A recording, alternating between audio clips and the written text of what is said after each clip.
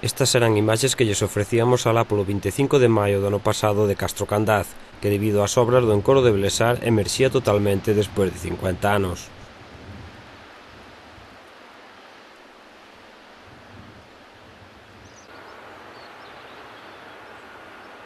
E este era o aspecto que amosaba hoxe.